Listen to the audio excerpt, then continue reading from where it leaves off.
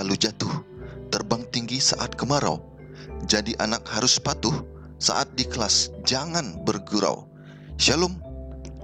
Saudaraku yang dikasihi Yesus, kita bertemu lagi dalam renungan malam hari ini, hari Sabtu, tanggal 23 Mei tahun 2020.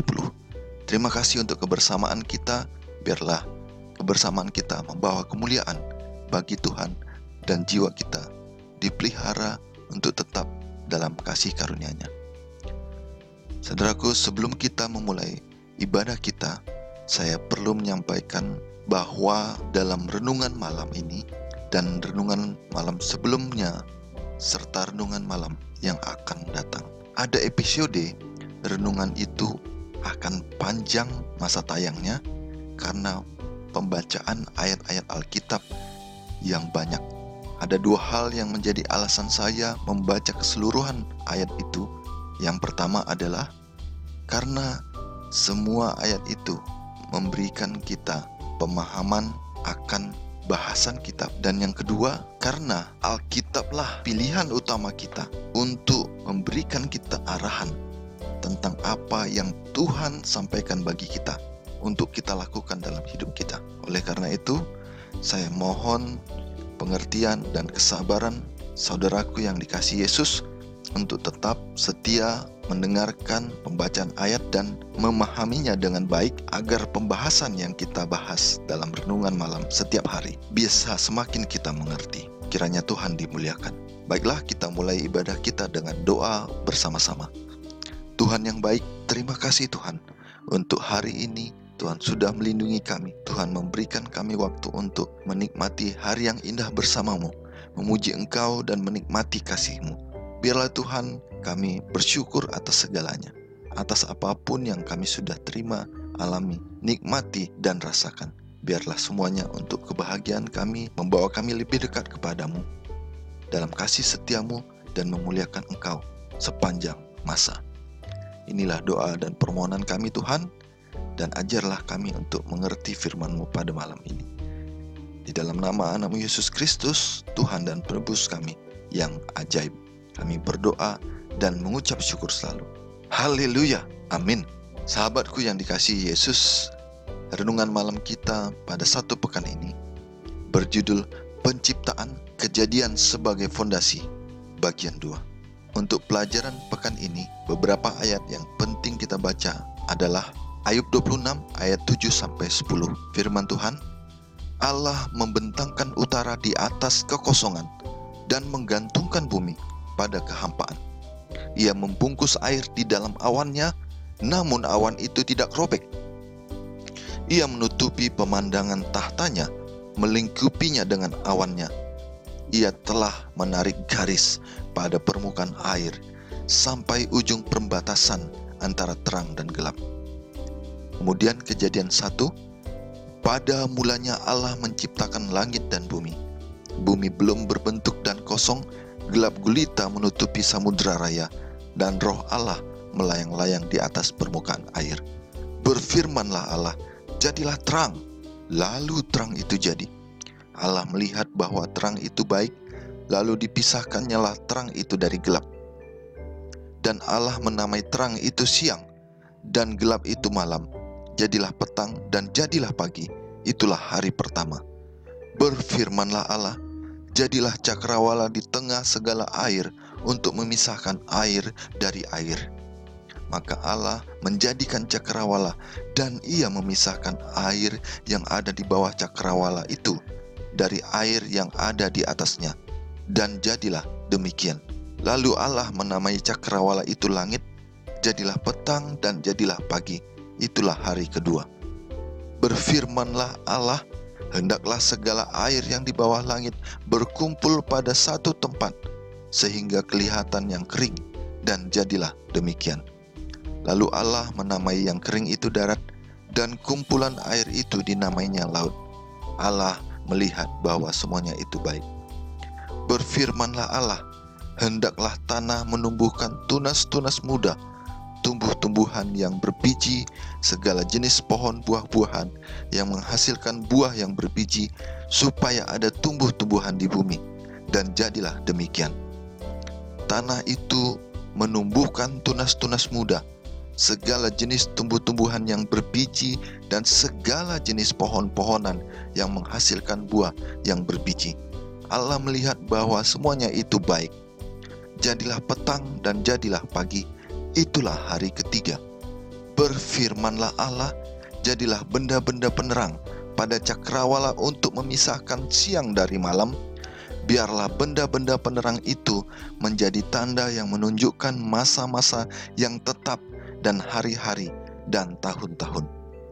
Dan sebagai penerang pada cakrawala, biarlah benda-benda itu menerangi bumi, dan jadilah demikian.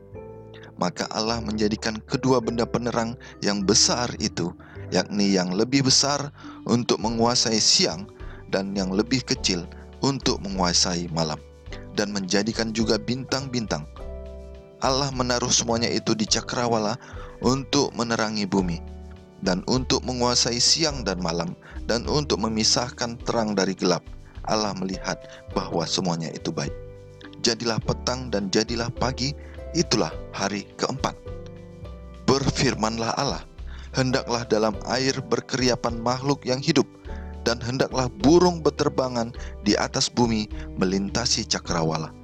Maka Allah menciptakan binatang-binatang laut yang besar dan segala jenis makhluk hidup yang bergerak, yang berkeriapan dalam air, dan segala jenis burung yang bersayap. Allah melihat bahwa semuanya itu baik. Lalu Allah memberkati semuanya itu, firman-Nya, berkembang biaklah dan bertambah banyaklah, serta penuhilah air dalam laut, dan hendaklah burung-burung di bumi bertambah banyak. Jadilah petang dan jadilah pagi, itulah hari kelima. Berfirmanlah Allah, hendaklah bumi mengeluarkan segala jenis makhluk yang hidup, ternak dan binatang melata, dan segala jenis binatang liar, dan jadilah demikian. Allah menjadikan segala jenis binatang liar, dan segala jenis ternak, dan segala jenis binatang melata di muka bumi. Allah melihat bahwa semuanya itu baik. Berfirmanlah Allah, baiklah kita menjadikan manusia menurut gambar dan rupa kita, supaya mereka berkuasa atas ikan-ikan di laut, dan burung-burung di udara, dan atas ternak, dan atas seluruh bumi, dan atas segala binatang melata yang merayap di bumi. Maka Allah menciptakan manusia itu menurut gambarnya. Menurut gambar Allah diciptakannya dia, laki-laki dan perempuan diciptakannya mereka. Allah memberkati mereka, lalu Allah berfirman kepada mereka, beranak cuculah dan bertambah banyak, penuhilah bumi dan taklukkanlah itu, berkuasalah atas ikan-ikan di laut dan burung-burung di udara, dan atas segala binatang yang merayap di bumi. Berfirmanlah Allah, lihatlah, aku memberikan kepadamu segala tumbuh-tumbuhan yang berbiji di seluruh bumi, dan segala pohon-pohonan yang buahnya berbiji. Itulah akan menjadi makananmu. Tetapi kepada segala binatang di bumi, dan segala burung di udara, dan segala yang merayap di bumi yang bernyawa, kuberikan segala tumbuh-tumbuhan hijau menjadi makanannya. Dan jadilah demikian. Maka Allah melihat segala yang dijadikannya itu sungguh amat baik. Jadilah petang dan jadilah pagi, itulah hari keenam.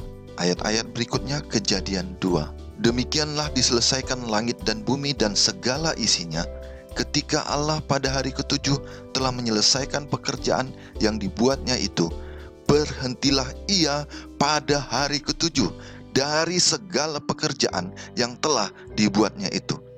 Lalu Allah memberkati hari ketujuh itu dan menguduskannya, karena pada hari itulah Ia berhenti dari segala pekerjaan penciptaan yang telah dibuatnya itu. Demikianlah riwayat langit dan bumi pada waktu diciptakan. Ketika Tuhan Allah menjadikan bumi dan langit, belum ada semak apapun di bumi, belum timbul tumbuh-tumbuhan apapun di padang, sebab Tuhan Allah belum menurunkan hujan ke bumi, dan belum ada orang untuk mengusahakan tanah itu. Tetapi ada kabut naik ke atas dari bumi dan membasahi seluruh permukaan bumi itu. Ketika itulah Tuhan Allah membentuk manusia itu dari debu tanah dan menghembuskan nafas hidup ke dalam hidungnya. Demikianlah manusia itu menjadi makhluk yang hidup. Selanjutnya Tuhan Allah membuat taman di Eden di sebelah timur. Disitulah ditempatkannya manusia yang dibentuknya itu. Lalu Tuhan Allah menumbuhkan berbagai-bagai pohon dari bumi yang menarik dan yang baik untuk dimakan buahnya, dan pohon kehidupan di tengah-tengah taman itu, serta pohon pengetahuan tentang yang baik dan yang jahat. Ada suatu sungai mengalir dari Eden untuk membasahi taman itu, dan dari situ sungai itu terbagi menjadi 4 cabang. Yang pertama namanya Pison, yakni yang mengalir mengelilingi seluruh tanah Hawilah, tempat emas ada. Dan emas dari negeri itu baik.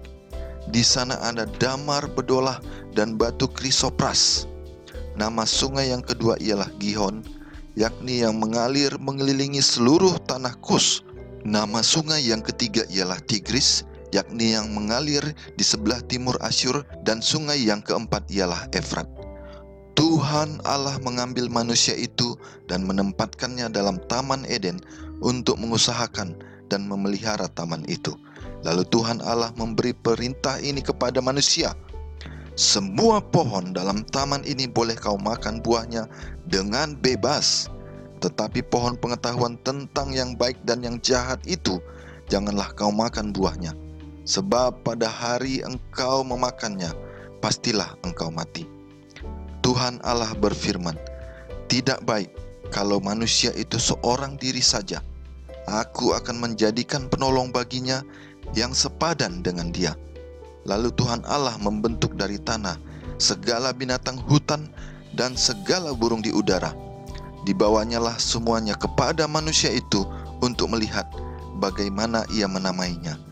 Dan seperti nama yang diberikan manusia itu kepada tiap-tiap makhluk yang hidup, demikianlah nanti nama makhluk itu. Manusia itu memberi nama kepada segala ternak, kepada burung-burung di udara, dan kepada segala binatang hutan, tetapi baginya sendiri ia tidak menjumpai penolong yang sepadan dengan dia. Lalu Tuhan Allah membuat manusia itu tidur nyenyak.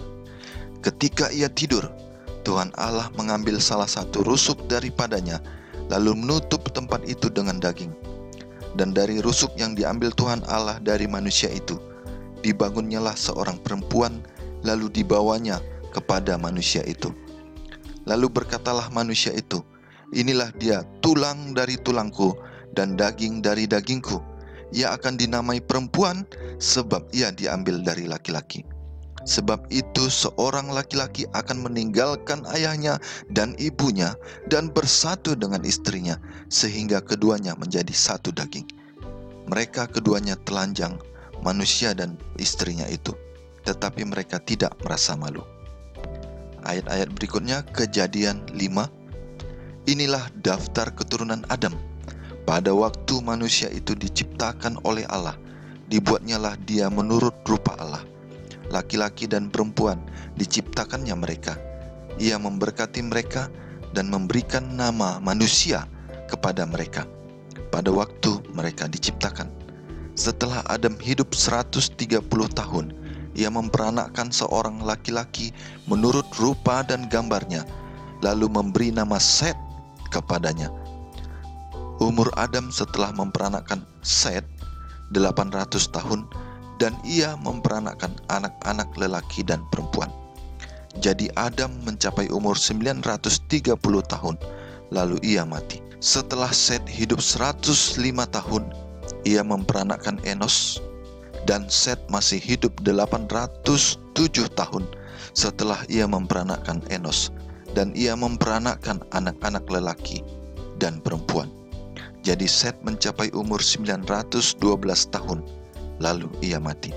Setelah Enos hidup 90 tahun, ia memperanakkan Kenan, dan Enos masih hidup 815 tahun setelah ia memperanakkan Kenan, dan ia memperanakkan anak-anak lelaki dan perempuan. Jadi Enos mencapai umur 905 tahun, lalu ia mati.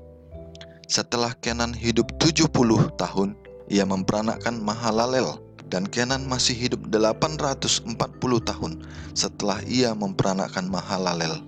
Dan ia memperanakkan anak-anak lelaki dan perempuan. Jadi Kenan mencapai umur 910 tahun, lalu ia mati. Setelah Mahalalel hidup 65 tahun, ia memperanakkan Yared. Dan Mahalalel masih hidup 830 tahun setelah ia memperanakkan Yared. Dan ia memperanakkan anak-anak lelaki dan perempuan. Jadi Mahalalel mencapai umur 895 tahun, lalu ia mati. Setelah Yared hidup 162 tahun, ia memperanakkan Henokh. Dan Yared masih hidup 800 tahun setelah ia memperanakkan Henokh. Dan ia memperanakkan anak-anak lelaki dan perempuan. Jadi Yared mencapai umur 962 tahun, lalu ia mati. Setelah Henokh hidup 65 tahun, ia memperanakkan Metusalah. Dan Henokh hidup bergaul dengan Allah selama 300 tahun lagi setelah ia memperanakkan Metusalah. Dan ia memperanakkan anak-anak lelaki dan perempuan. Jadi Henokh mencapai umur 365 tahun. Dan Henokh hidup bergaul dengan Allah, lalu ia tidak ada lagi, sebab ia telah diangkat oleh Allah. Setelah Metusalah hidup 187 tahun, ia memperanakkan Lamek. Dan Metusalah masih hidup 782 tahun setelah ia memperanakkan Lamek. Dan ia memperanakkan anak-anak lelaki dan perempuan. Jadi Metusalah mencapai umur 969 tahun, lalu ia mati. Setelah Lamek hidup 182 tahun, seorang anak laki-laki dan memberi nama Nuh kepadanya. Katanya, anak ini akan memberi kepada kita penghiburan dalam pekerjaan kita yang penuh susah payah di tanah yang terkutuk oleh Tuhan. Dan Lamek masih hidup 595 tahun setelah ia memperanakkan Nuh. Dan ia memperanakkan anak-anak lelaki dan perempuan. Jadi Lamek mencapai umur 777 tahun, lalu ia mati. Setelah Nuh berumur 500 tahun, ia memperanakkan Sem, Ham, dan Yafet. Ayat-ayat berikutnya Kejadian 11. Adapun seluruh bumi, satu bahasanya dan satu logatnya. Maka berangkatlah mereka ke sebelah timur dan menjumpai tanah datar di tanah Sinear, lalu menetaplah mereka di sana.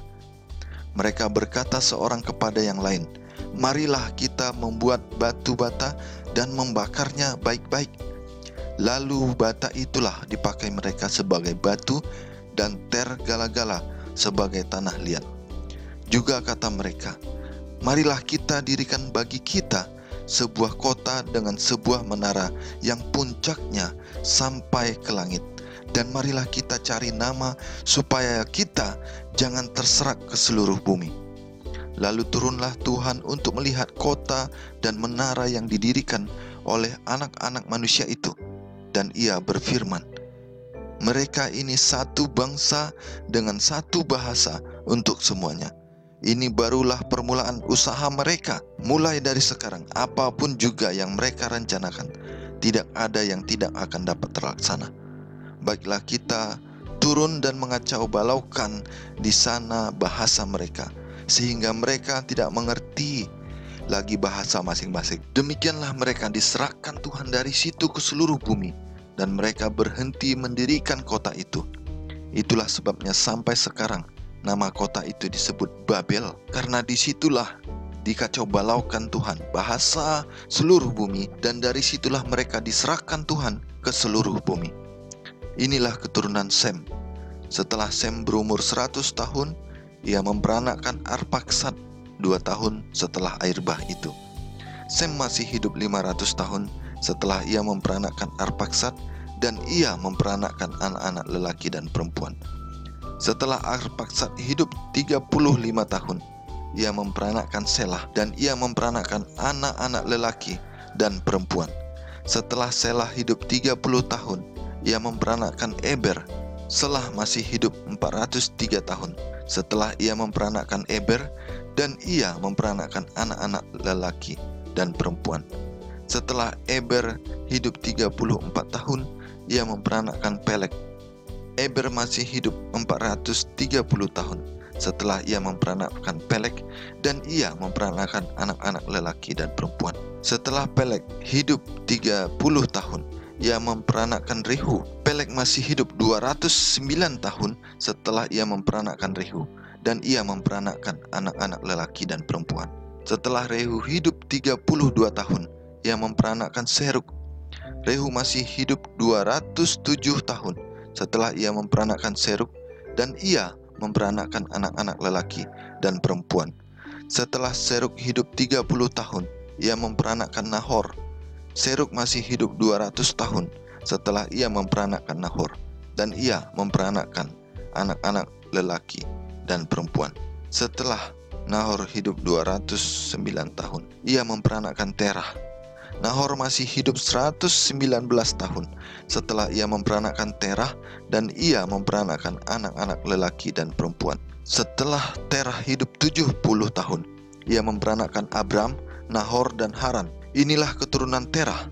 Terah memperanakkan Abram, Nahor, dan Haran memperanakkan Lot. Ketika Terah ayahnya masih hidup, matilah Haran di negeri kelahirannya di Ur Kasdim. Abram dan Nahor kedua-duanya kawin. Nama istri Abram ialah Sarai, dan nama istri Nahor ialah Milka. Anak Haran, ayah Milka dan Yiska. Sarai itu mandul, tidak mempunyai anak. Lalu Terah membawa Abram anaknya serta cucunya Lot, yaitu anak Haran, dan Sarai menantunya, istri Abram anaknya. Ia berangkat bersama-sama dengan mereka dari Ur Kasdim untuk pergi ke tanah Kanaan. Lalu sampailah mereka ke Haran dan menetap di sana. Umur Terah ada 205 tahun, lalu ia mati di Haran. Berikutnya 1 Tawari 1 ayat 18-27. Arpaksad memperanakkan Selah, dan Selah memperanakkan Eber. Bagi Eber lahir 2 anak laki-laki. Nama yang seorang ialah Peleg, sebab dalam zamannya penduduk bumi terbagi, dan nama adiknya ialah Yoktan. Yoktan memperanakkan Almodad, Selef, Hazarmawet, Yerah, Hadoram, Uzal, Dikla, Ebal, Abimael, Sheba, Ofir, Hawila, dan Yobab. Itulah semuanya anak-anak Yoktan. Sem, Arpaksad, Selah, Eber, Peleg, Rehu, Serug, Nahor, Terah, Abram. Itulah Abraham. Berikutnya Matius 19 ayat 4-5. Jawab Yesus, "Tidakkah kamu baca bahwa Ia yang menciptakan manusia sejak semula menjadikan mereka laki-laki dan perempuan, dan firman-Nya, sebab itu laki-laki akan meninggalkan ayah dan ibunya dan bersatu dengan istrinya, sehingga keduanya itu menjadi satu daging." Selanjutnya Yohanes 1 ayat 1-3. Pada mulanya adalah firman. Firman itu bersama-sama dengan Allah, dan firman itu adalah Allah. Ia pada mulanya bersama-sama dengan Allah. Segala sesuatu dijadikan oleh Dia, dan tanpa Dia tidak ada sesuatu pun yang telah jadi dari segala yang telah dijadikan. Sahabatku dalam Yesus, mari kita baca ayat hafalan kita 1 pekan ini. Firman Tuhan, langit menceritakan kemuliaan Allah, dan cakrawala memberitakan pekerjaan tangannya. Tertulis dalam Mazmur 19 ayat 1. Saudaraku, banyak para pemikir besar diilhami oleh Alkitab untuk menyelidiki dunia ciptaan Tuhan. Sebagai hasilnya, sains modern lahir. Johannes Kepler, Isaac Newton, John Ray, Robert Boyle, dan ilmuwan besar lainnya percaya bahwa karya mereka menyingkapkan lebih banyak lagi tentang hasil karya ciptaan Tuhan.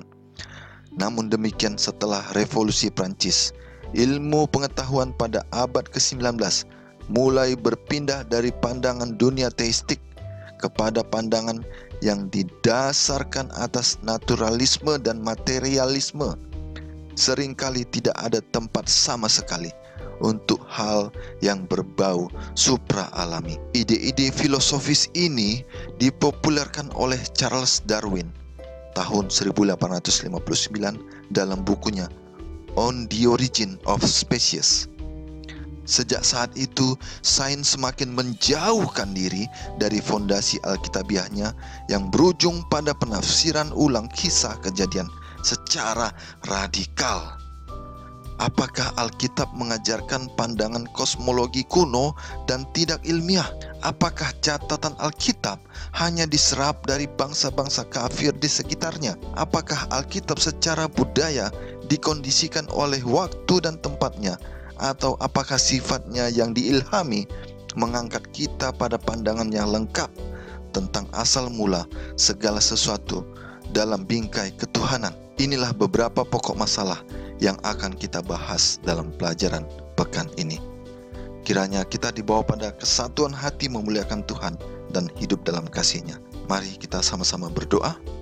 Terima kasih Tuhan untuk firman Tuhan yang Kau berikan pada kami Bapa. Banyak hal yang diperjelas, dipertegas, dan direfresh dalam pikiran kami. Biarlah semua ini membawa kami pada kesatuan hati untuk menjadi umat Tuhan yang setia, yang penuh kasih-Mu, yang selalu diberi pertolongan oleh Tuhan, dan tidak pernah lupa untuk bersyukur setiap saat atas segala yang Tuhan berikan. Biarlah Tuhan penciptaan kembali mengingatkan kami bahwa kami adalah makhluk yang fana, yang diciptakan Tuhan, yang digunakan Tuhan untuk menguasai bumi ini. Dan biarlah itu kami lakukan untuk kemuliaan-Mu. Biarlah kami berusaha selalu setiap waktu untuk menjaga keseimbangan di dunia. Dan biarlah kami Bapa dibawa pada kemuliaan-Mu nanti pada saat kedatangan-Mu yang kedua kali Yesus, untuk hidup dalam kehidupan kekal dalam kasih karunia. Bimbinglah kami Tuhan dalam situasi apapun di hidup kami, dan kami tetap memuliakan. Inilah doa dan permohonan kami Bapa. Mohon dengarkanlah doa kami dan sempurnakanlah ini Tuhan, supaya layak di hadapan-Mu. Di dalam nama anak-Mu Yesus Kristus, Tuhan dan penebus kami berdoa dan mengucap syukur selalu. Haleluya, amin. Dalam perahu ada kura-kura. Kura-kura lucu siapa yang punya? Tak punya ilmu, hidup sengsara. Dengan ilmu, hidup akan bahagia. Horas.